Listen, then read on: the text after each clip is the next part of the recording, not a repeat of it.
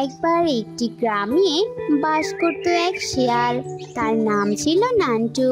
আর একটি বানর। গ্রামের সবচেয়ে বোকা ছিল সেই বানরটি।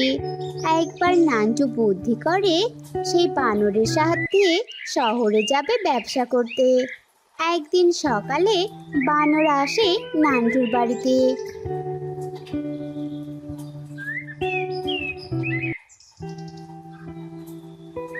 কি ভাই নান্টু, বাড়িতে আছো নাকি? সে তো বাড়িতে নেই, আপনি একটু অপেক্ষা করুন, একটু পরেই চলে আসবে। আচ্ছা আচ্ছা, ঠিক আছে।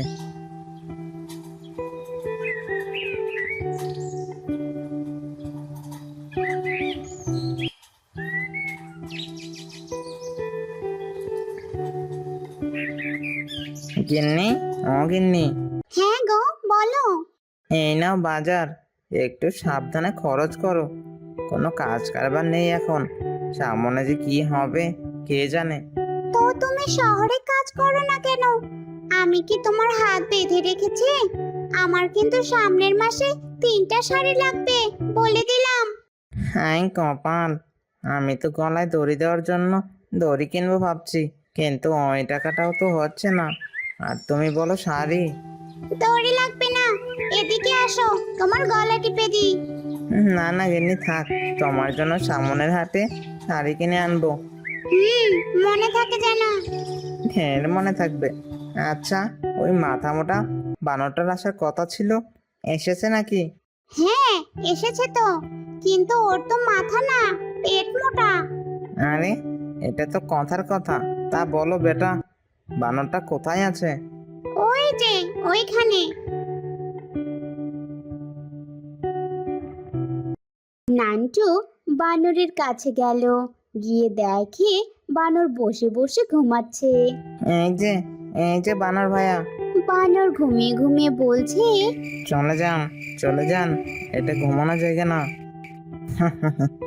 বেটা বলত, নিজে ঘুমাচ্ছে আর আমাকে বলে কিনা ঘুমানো জায়গা এটা না। নান্টু এবার চিৎকার করে ডাক দেয়। এই যে বানর ভাইয়া, আপনি বসে বসে ঘুমাচ্ছেন কেন? ও, ও ভাই, রাতে ঘুমাইনি তো, তাই চোখটা একটু লেগে এসেছিল। কেন কেন, রাতে কি করেছেন? আর বলো না ভাই, কাল সারা রাত বাড়ির বাইরে দাঁড়িয়ে তারা গুনেছি। কেন কেন? আমার বউয়ের হুকুম, কাল রাতে চোর ঘরে ঢুকে সব চুরি করে নিয়ে গেছে, শুধু টিভিটাই নিতে পাইনি। টিভি নেয়নি? না রে ভাইয়া, কারণ তখন আমি টিভি দেখছিলাম। হায় রে কপাল, তাহলে আপনি চোর ধরলেন না কেন? চোরেরাও তো তাদের কাজ করছিল, আর আমি আমার কাজ কিছু বুঝলাম না। বউটা শোনার পর আমাকে ঘরের বাইরে বের করে দিয়ে তারা গুনতে বললো কেন? আপনি তো ভাগ্যবান, আমার বউ থাকলে তো উল্টো করে গাছে বেঁধে পেটাতো আমায়। তো যাই হোক, চলুন শহরে যাওয়া যাক। আচ্ছা আচ্ছা চলেন। আরে, আরে মশাই, এখন না, কাল যাব। ও আচ্ছা, আপনি সকাল আমার বাড়ি চলে আসবেন। ঠিক আছে ভাইয়া।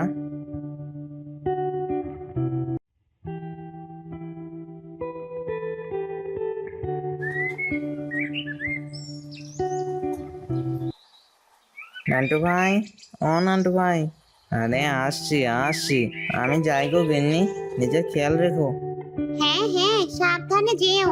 নান্টু আর বানর যেতে থাকলো জঙ্গলের রাস্তা দিয়ে। ভাই, একটা দুঃখের কথা বলি।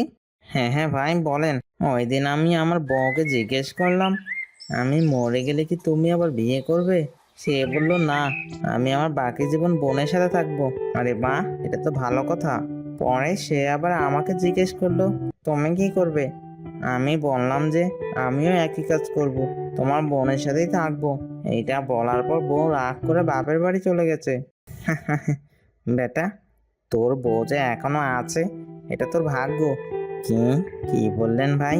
আরে না না, কিছু বলিনি। এই যে লম্বা রাস্তা কখন যে শেষ হবে। আসলেই ভাই, এখন তো হাঁপিয়ে গেছি। সন্ধ্যা হতে লাগলো। এদিকে নান্টু আর বানরের পথ শেষ হয় না। হঠাৎ রাস্তায় ডাকাতে আক্রমণ করলো। হ্যাঁ, কি আছে তো তো দিয়ে দে বলছি, নয়তো পেটে ছুঁড়ে ঢুকিয়ে দেবো। আরে না না না না ভাই, আমার এত সুন্দর মোটা পেটে ছুরি ঢুকিয়ে না। এই যে এই শিয়াল ভাই আছে, ওর পেটে ছুরি ঢোকান। হাই কপাল, এ তো দেখছি ঘরের শত্রু বিভীষণ। তোদের দুটোকে উপরে পাঠিয়ে দেবো কিন্তু। দিচ্ছি দিচ্ছি ভাই। এই বলে নান্টু আর বানর তাদের সাথে থাকা সব টাকা পয়সা ডাকাতকে দিয়ে দিল। মন খারাপ করবেন না নান্টু ভাই, ওরা টাকা পয়সা নিয়ে গেছে, আবার তা দিয়ে যাবে তো, চিন্তা করবেন না। আরে বনত, ডাকাতরা কি আপনার শ্বশুর? না নান্টু ভাই। হায় হায় রে, এখন পাগলের পাল্লায় পড়লাম রে। চলেন ভাই, আগে শহরে যাই। বাড়ি ফিরলে আপনার আমার দুজনের বউ কিন্তু চামড়া তুলে নেবে। আর একটু রাস্তা। নান্টুর মনে পড়ে গেল যে তার বউ তাকে শাড়ি কেনার হুমকি দিয়েছিল। তাই সে ঠিক করে শহরে গিয়ে বিজলির জন্য কিছু শাড়ি কিনে তবেই বাড়ি ফিরবে। হ্যাঁ হ্যাঁ, চলেন তাড়াতাড়ি, চলেন, শহরে যেতে হবে।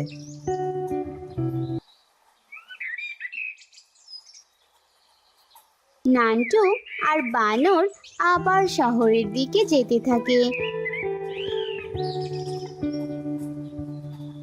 আবারও সন্ধ্যা হয়ে যায়। নান্টু আর বানর ক্লান্ত হয়ে পথে বসে পড়ে। তাদের কাছে কোনো খাবারও নেই খাওয়ার জন্য। আর হাঁটতে পারছি না আমি, খাবারও নেই যে কিছু খাবো। ও ভাই, পেটে মনে হয় ইঁদুর দৌড়াচ্ছে। ঠিক তখনই এক বাঘ সেই রাস্তা দিয়ে যাচ্ছিল। সে নান্টু আর বানরকে দেখতে পেল। একই একই ভাই, আপনারা কারা? আপনাদের তো ক্ষুধার্ত মনে হচ্ছে। হ্যাঁ ভাই, আমাদের কিছু খেতে দিবেন? তাদেরকে খুব ক্ষুধার্ত দেখে বাঘটি তাদেরকে 3টি মিষ্টি দিয়ে গেল। একটা মিষ্টি আপনার, আর একটা আমার, আর বাকি একটা আসলেই তো। অনেক ভাবার পর নান্টু সিদ্ধান্ত নিল আজকে রাতে যে সবচেয়ে বেশি সুন্দর স্বপ্ন দেখবে, সকালে তাকে এই মিষ্টিটা দেওয়া হবে। ঠিক আছে ভাই, আমিও রাজি। নান্টু একটা মিষ্টি নিজে খেলো আর একটা মিষ্টি বানরকে দিয়ে দিল। তারপর তারা ঘুমিয়ে পড়ল। পরের দিন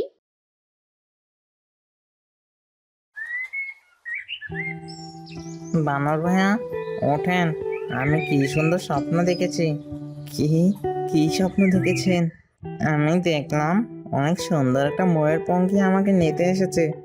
আমি সেই ময়ূরপঙ্খীতে উঠে ঈশ্বরের সাথে দেখা করেছি। তাই তাই নাকি? আমি জানি আমি সুন্দর স্বপ্ন দেখেছি, এবার আপনারটা বলুন। আসলে নান্টু ভাই, কালকে আমি খুব ভয়ঙ্কর একটা স্বপ্ন দেখেছি।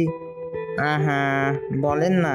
দেখেছি যে একটি অনেক বড় দানব এসেছিল আমার কাছে।